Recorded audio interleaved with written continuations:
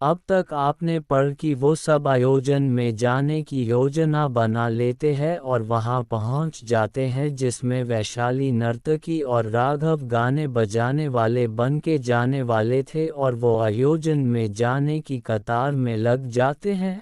राघव के आगे वाले व्यक्ति की जांच हो रही थी। तब कुछ नज़दीक पर दूसरी जांच हो जगह पर फूलों की टोकरी में से चाकू और महल का नक्शा मिलने पर उस व्यक्ति को पकड़कर ले जाने लगते हैं और उसके हाथ काट देते हैं। लेकिन वो राघव के साथ नहीं था, वो कोई और ही मकसद से वहां आया था और जितने में राघव के जांच की बारी आ गई थी। अब आगे राघव ने भी अपने पास एक छुरी छुपाई हुई थी। राघव ने ये अपनी सुरक्षा के लिए साथ ली थी। राघव के साथ वैशाली की भी जांच हो रही थी। राघव के जांच करने वाले सैनिक की उनकी चाकू तक पहुंच जाने वाले थे कि दूसरी तरफ वैशाली थोड़ा सा अपने साथ जांच करने वाली महिला से बहस करने लग जाती हैं जिससे उस सैनिक का ध्यान उस तरफ जाता है और वो राघव को उतना ही चेक करके आगे भेज देता है।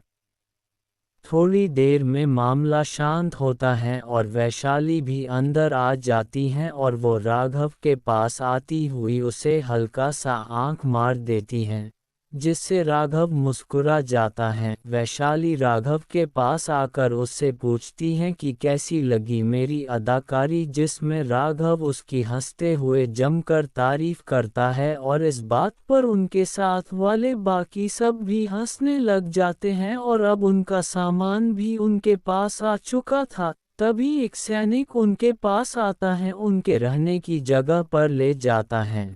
सब आराम करने लगते हैं क्योंकि शाम को उनका आयोजन था और थोड़ी देर बाद उन्हें बहुत सारा काम था। राघव सबको आराम का कहकर खुद चुपचाप आयोजन का जायजा लेने चला जाता है। वो बाकी आए सभी लोगों से मिलता है और वहाँ क्या क्या हो रहा है और क्या क्या हो चुका उसकी जानकारी लेता है।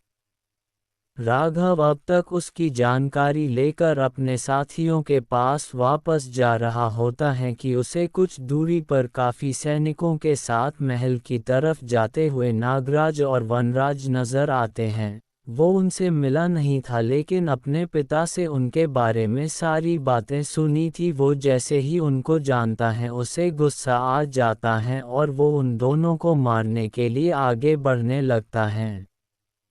क्या होगा राघव के साथ? क्या राघव नागराज और वनराज को इतने सैनिकों के बीच मार पाएगा? क्या उनका आयोजन पर आने का उद्देश्य विफल हो जाएगा?